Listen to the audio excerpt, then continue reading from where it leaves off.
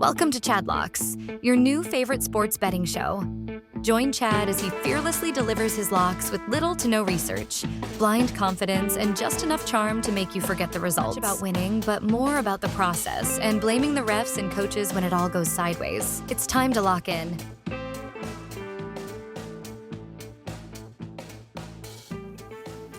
All right, it is Chadlocks. I am Chad Rink. Follow me on the X at Chad Ocho Rinko. Go to fanstreamsports.com. Check out all the latest content there. You can find this show and all the other shows from all the other platforms that FanStream Sports has around the country. Download us, Apple, Android. Thanks for checking me out. Thanks for listening wherever you are. Week 5 of the NFL starts today. So we will knock in the Thursday 3-leg parlay. We'll look at my picks for the week and also do our 5 for 5. But first, going to look at how we did last week. So we had a great week this last week, which was good because the week before week 3 was a horrible week. So Thursday night football last week, as you can see, hit 3 of the 4 legs. I added that Trey Benson over receiving yard leg late.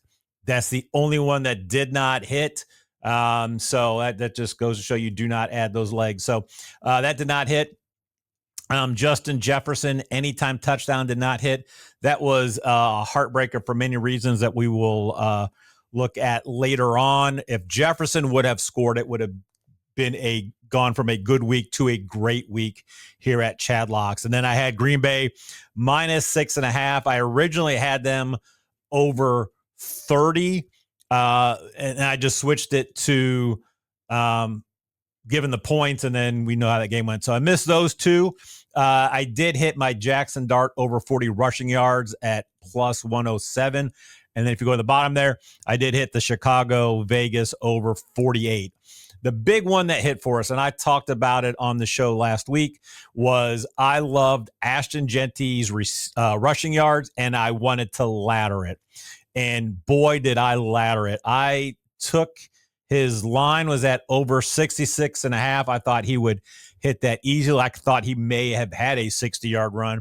I believe he did have like a 47-yarder or something. He had a big run. So he hit that.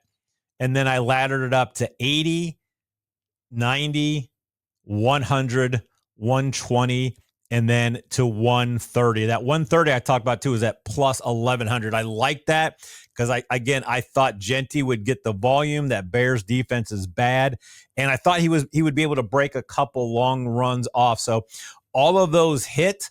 So it was a good week for us. I believe I forgot to write it down. But with all those Genty hits, I believe we were up 18 units on last week. We were somewhere in that range, in that 15 to 18 unit range. And then looking for the 5 for 5, Jefferson was the only one of the 5 that did not hit. We hit Henderson, Ibuka, McCaffrey, and Nakua on their touchdown. So we did 4 for 5 this week. Jefferson was the only one that did not hit. And it made it even worse is I had just a separate 5 for 5 that had Nakua, McCaffrey, Ibuka, Jefferson, and then I switched out Henderson and had Jacobs. Jacobs also hit. So if Jefferson would have hit, we would have had an extra about $400. We would have won. So not going to complain because the Genty hit so was right on that. So a good week for us there last week. So we have been profitable 3 of the 4 weeks. Again, week 3 was a disaster. We only hit actually 1 leg of the Thursday night parlay was the only thing that hit. We missed all 5 of our touchdown plays that week. So again, good week. We are up for the year as well. I probably should have had this more prepared, but it totally slipped my mind. But we are up because we were up going into this week. If I pull this back up, I think I had it on here. Yeah, we were up 8.6 units year to date. And so we're up in the 20 to 25 units for the year. Again, we were trying to get let's see if we can get $100 turning into $1,000. So we are up about probably about $250 for the year. So we are on our way. We got plenty of football left to go. I will actually going to throw in a baseball one as well. I'll throw that in at the end, as my Cubbies could not get it done yesterday. They just looked absolutely horrible. That Padres bullpen, I tell you what, Mason Miller is so good. That was a huge pickup for the Padres. And dude, they can just roll out guy after guy after guy, just bringing the heat at 100 plus. So hopefully with Miller going about 30 pitches yesterday, I know game one, he mowed us down, struck out the side. So I think he maybe only had 12, 15. So hopefully with the two games going back to back with almost 30 pitches yesterday, if they go to him again today, he's going to not have as much gas in the tank and may get to him. I think this game is going to be a little bit higher scoring. Actually, we'll go into the baseball ones right now. So we're talking about baseball. It's one of my last opportunities to do that. So next year in Chadlocks, we will do a baseball all year. We will have a show every day during the baseball season. I do love home run picks, so that'll be a lot of what I talk about. So today, the picks I do like that Padres Cubs game going over 7.5. It's Darvish against James Taillon. I think the Cubs, as you can see, Cubbies. I think the Cubs can get to Darvish, and I think the Padres can light up Taillon. So I don't think either starter is long for these games. I do like. I was going to do a same game of over 7.5, and then taking both starting pitchers, Darvish and Taillon, to not get the win, but over 7.5 is at minus 110, I believe. Might be at 105, and then both pitchers was like minus 3,000, I think, for each of them to not get the win, because they know in the playoffs it's a short lease on those starting pitchers. So, but putting both them in, putting one in, it went from minus 110 to plus 100, and then adding both pitchers in, it went from plus 100 to plus 105. So I just decided to take those off, just take the over. The wind is not crazy today. It's just a normal 8 mile an hour right to left. So I think there's going to be some runs scored in this one. And I think they'll get scored early on. I am going to do a three-man round robin. I may throw a fourth in with that Red Sox Yankees game, just waiting to see some of the lines and stuff. I might throw a couple more in there, but I do like Kerry Carpenter home run, Fernando Tatis home run, Ian Happ home run. So I will probably throw those in 2-man, 3-man round robins. I may add Aaron Judge if his price is not horrible on that. So those are my major league bets today. So the big one's just the over in the Padres Cubs games, and I'll throw those home runs in round robin. So tonight's game, I talked about it in depth in the slating rink, my DFS show. I just did a Thursday night show. I will do a main slate later on today. But the Thursday night game, Niners at the Rams. I always do a 3-leg parlay, except last week I did a 4-leg parlay, and that fourth leg I added was the only one that missed. So we're going back to just a 3-leg parlay. Thursday night football, 1 unit. First leg, Christian McCaffrey, 7+ receptions. McCaffrey has hit 7 in 2 of the 4 games. The other ones, I believe he had 6. I talk about it. He is going to be integral in the passing game today. They are without Brock Purdy. They are without Juwan Jennings. Brandon Ayuk is still out, and Ricky Pearsall is out as well. So they are depleted, and Kittle is out. So they're depleted in their passing game. I think they use McCaffrey either just and little dump passes, screen passes, and I think they will put him out in the slot as well. So I wouldn't mind going up to 10, but I think I'm just going to go 7 because I think this game could get a little sideways for the Niners in this one. But I'll take McCaffrey 7 receptions as the first leg. I'm going to go Kendrick Bourne 40 plus receiving yards.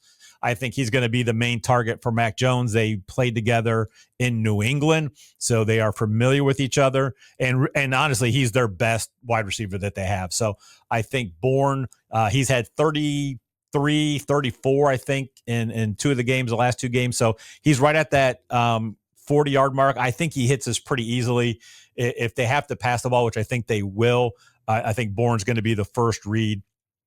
And I think he hits those 40 yards. And then I'm taking the Rams money line. I just think that's a pretty simple game, simple play in this game that the Rams do win. They are the better team. They are at home. It is a short week, and the Niners are depleted with injuries and are playing their backup quarterback. So I like the Rams winning this game. I think this is going to be a kind of an ugly game. I don't think it's going to be very high scoring. That's why I'm not really taking the points. But I could also see the Rams winning 24-7, something like that as well, and it just gets a little crazy. So I don't mind the under either. But those are my 3 legs: McCaffrey 7 plus receptions, Kendrick Bourne 40 receiving yards, Rams money line. Got 1 unit on it. So that's the Thursday night parlay. So looking at the 5 plays that I do like the best this week on Chadlocks. First one, I'm going to go back to McCaffrey. I'm taking him at 8 plus receptions. That is at plus 230. I think he'll get 10. I think he'll get 10 receptions. He had that week 1. I think that's going to be another one today that he gets his 10 receptions. I think he probably hit 7 at halftime. So I'm gonna take 8 at plus money as my first leg. These 5 that I will have 1 unit on each of these plays. Second one I'm taking the Cleveland Browns under 13.5. It is at plus money. I got it at plus 120 at bet 365. So the Browns have scored I don't think they have scored 20 at all this year. I know they were at 13 against the Packers.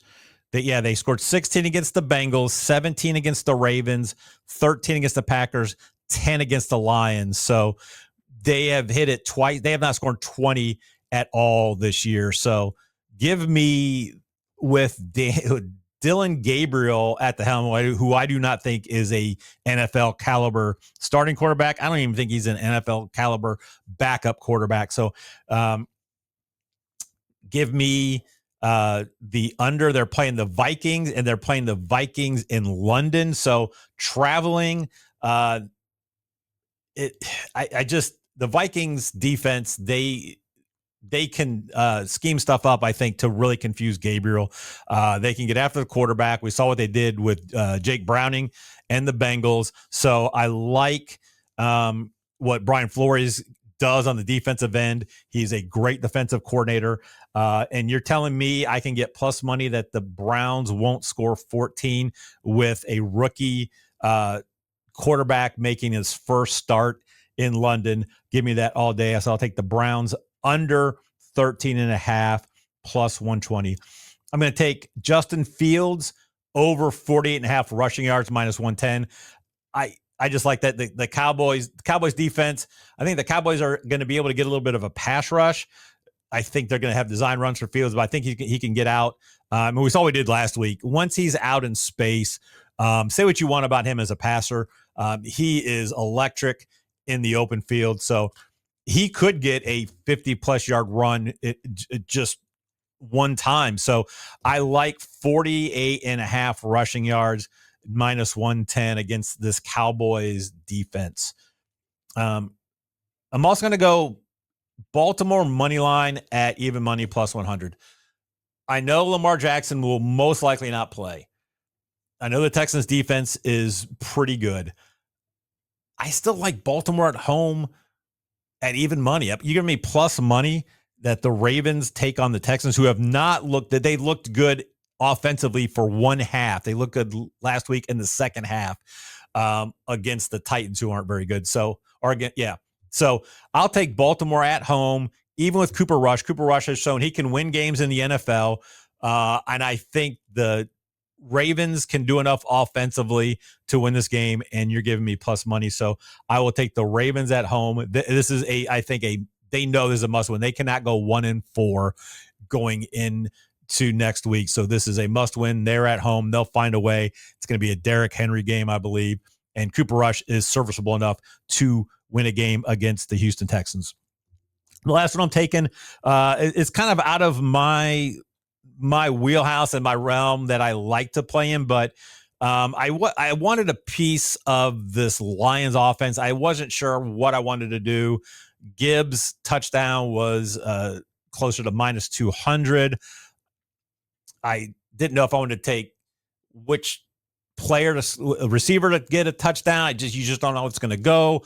I was going to take, give the points at 10.5. So I just wasn't sure what I wanted to do in this game. I just know the Lions are going to be able to move the ball and score. So what I decided to do is take Jameson Williams over 21.5 as his longest reception at minus 110. This Bengals offense, our defense is just atrocious. They are bad. And I think Williams can catch a long one. So 21.5. Take a little chance on it. It's minus 110. It's not plus money, but I don't mind that just to have a little fun. Again, this is for entertainment purposes. I am not a professional gambler. I do research, but I am not spending my entire day, because this is not my everyday job, diving into a bunch of stats. This is just more of a fun play. I think Jameson Williams, he catches a 30-yarder. We're happy with that. So I'll take that one, minus 110. Now, diving into the 5 for 5. Again, $5, 5 players to score a touchdown. So we have been pretty good. Of the 4 weeks 1 and 2, we hit 3 of our 5 players that we picked. Week 3, we went over. And then last week, it was just Jefferson that missed. So, and then we're also on Josh Jacobs as well. So this week, I'm going to go Jonathan Taylor. I think the Colts are going to win that game pretty easily against the Raiders. They're at home. Taylor has just looked phenomenal this year, so I can see him finding the end zone. I don't see Giddens really taking any touches away from him unless this game gets really out of hand. There is always the fear that Daniel Jones could rush a couple in there at the end zone, or they could flip it to Tyler Warren. But I do think Taylor's going to have enough opportunities. I think the Colts are going to be able to move this ball. They'll be in the red zone inside the 10 a lot, and I think Taylor can find the end zone. So he's our first play on our 5 for 5. Next one is Breece Hall. I do like that game. That Jets-Cowboys game, I think, is going to be good for fantasy points. I do like Breece Hall finding the end zone as well. Cowboys are giving up points. The Cowboys are giving up points, and there's not much in the passing game outside of Garrett Wilson and maybe Mason Taylor. So I do like this Jets running game between him and Fields, and I'm taking Hall to find pay dirt against the Cowboys. Another team that I like this week are the Dolphins against the Panthers. The Panthers, I know they shut out the Falcons, but then they let the Patriots drop 42 on them. So I like Devon Achane to score a touchdown. It could be either rushing. I could see him catching one as well. I think it's going to be a big week for Achane, however you want to pronounce it. And I think he's going to find the end zone. And we will look down to, I do have some plays that I'm interested in for 2 touchdowns. And spoiler alert, Achane's on that one as well. And then I'm going to go a couple tight ends here. I'm going to take Trey McBride for a touchdown. With Trey Benson out, they're going to go with a Michael Carter and DeMarcado two-headed backfield. I am not impressed with either of those guys to really, once they get inside the 10 or the 5, to really find find the end zone. Like, I'm not scared of those guys who are like, oh, we gotta load the box for him. But so I do like McBride to score in this game. And then I'm going to go, I'm taking Sam LaPorta. I thought about taking Williams. I thought about taking St. Brown. I thought about taking Gibbs. I thought about taking Montgomery. But LaPorta at plus 200, he has not scored yet this year. I just find it where I think they'll do play action to LaPorta once they get inside the 5, one of those first and goal at the 3, play action to Montgomery, Gibbs, and then LaPorta leaks out to the corner of the end zone. And it's a nice, easy pitch and catch between him and Goff. So we're looking at Jonathan Taylor, Breece Hall, Devon Achane, Trey McBride, Sam LaPorta, 5 for 5, 1 unit play, and it could win $423.07 on a $10 play. So hopefully the thing that killed us last week, if Jefferson, if we would have been like the last game, if we get 3 or 4 of these to hit earlier, and then, I can maybe cash out because I like to do that sometimes. I'm sorry, it's not a $10. It's a $5 play because it's 5 for 5, not 10 for 5. But I do like the cash out. If I'm making a $5 bet, and let's say I've got 4 of the guys have hit touchdowns, and then there's just 1 left. And let me see what the later games. I think that the Bengals game, a later game. Yeah, the Bengals. Yeah, so LaPorta would be the 425 game, and also McBride is a 425 game. So if I hit the first 3, and I'm sitting there with McBride and LaPorta, if they're going to pay me out 20, I'm probably not going to do it on a 4. But if, like, let's say McBride first drive scores, and then I'm just waiting on LaPorta, and that $5 turns into like 115, I will probably cash out on a $5 bet with that type of return on investment. Depending on how the other bets go, sometimes that way is, if I know, like if I had a Genty, like that Genty week last week, knowing that hit, then I may let this ride because I knew I already hit big with Genty, and it's only $5. So it just depends on what I'm looking at. But normally I will cash out. I'm a wimp sometimes with that, because it's all about making money. And if I can hit 4 and then I'm going to be waiting on Sam LaPorta. It could be an injury, just the game plays out. So I usually like to cash out if it's kind of worth it. If it's like they're going to pay me like 60 on my $5 and I could win 423, then I probably won't. If it's over 100, then I probably will cash out. So there's one lean that I like, and I have not seen the line yet, is in that Buccaneers game. I want to see where the line is on Rachaad White's receptions. I do like him in a 5 to 7 reception range.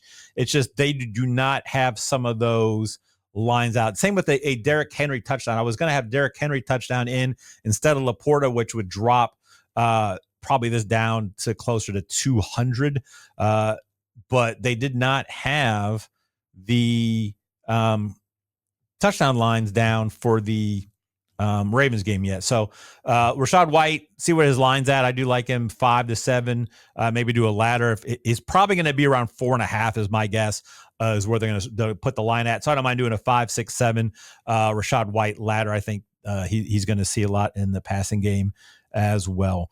So now let's talk about some 2 touchdown plays that I like. These are ones I would sprinkle a half unit on it, maybe a quarter unit, just for some fun, but some that I could see happening.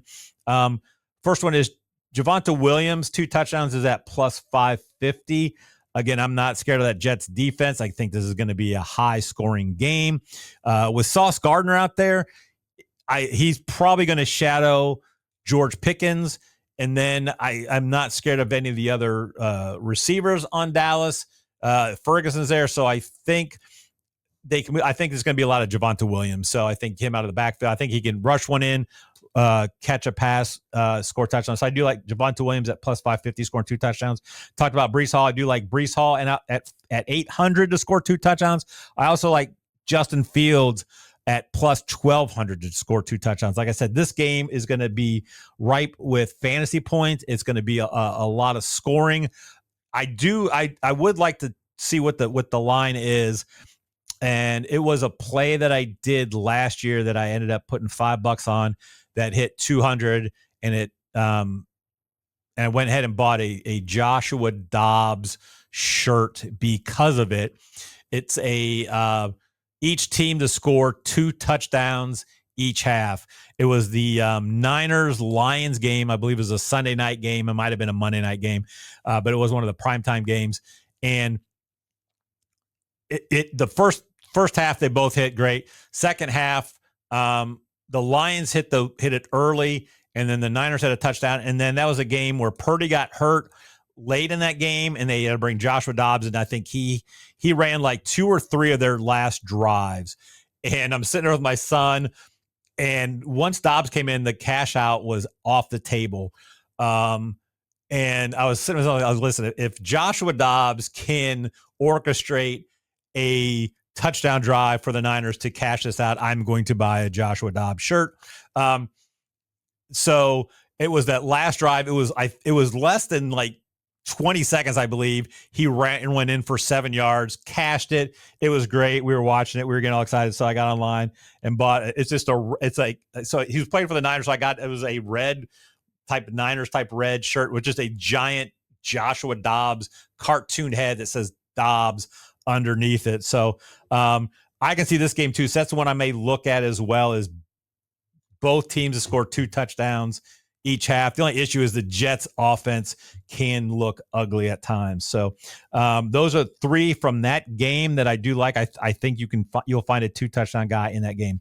We talked about Devon Achane. He has the lowest odds of all of the ones I have on here to score 2 touchdowns this week. His odds are at 475, but I do like the Dolphins doing that. I also don't mind Jalen Waddle at plus 1,100 to score 2 touchdowns. Again, I think the Dolphins are going to score. I think they will score 4 touchdowns this week. I'm not buying into Darren Waller. I'm going to just end up being this touchdown machine. So I do think they are going to have concentrated targets between Waddle, Achane, Waller, and I just like the upside of both Waddle and Achane, and Waddle at plus 1,100 is a great price for 2 touchdowns.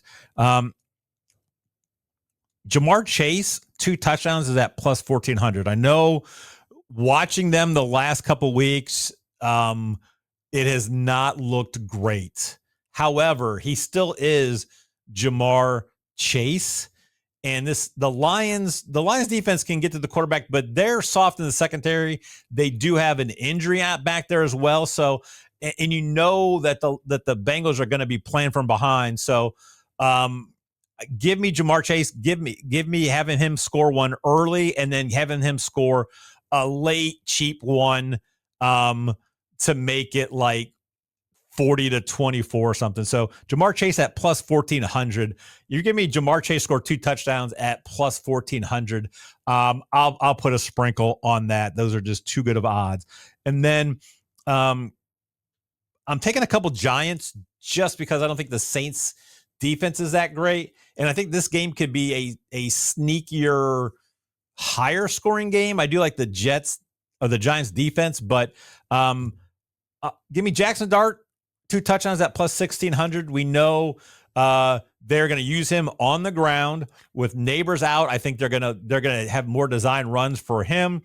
They do a lot of the RPOs with Scatterbo. So I can see them when they get inside the 10 doing some of that, or even just, Dart can get out and on an RPO, find the corner and go. So I do like Dart at plus 1,600. And then just Neighbors is gone. I don't know which receiver I trust. So why not take a chance on Theo Johnson, 2 touchdowns at plus 3,500. Again, younger quarterbacks without a true alpha wide receiver 1.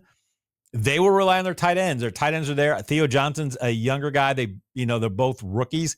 And so Theo Johnson at the goal line against a bad Saints defense at plus 3,500. Why not take a chance on that? Again, I doubt that I will play all of these.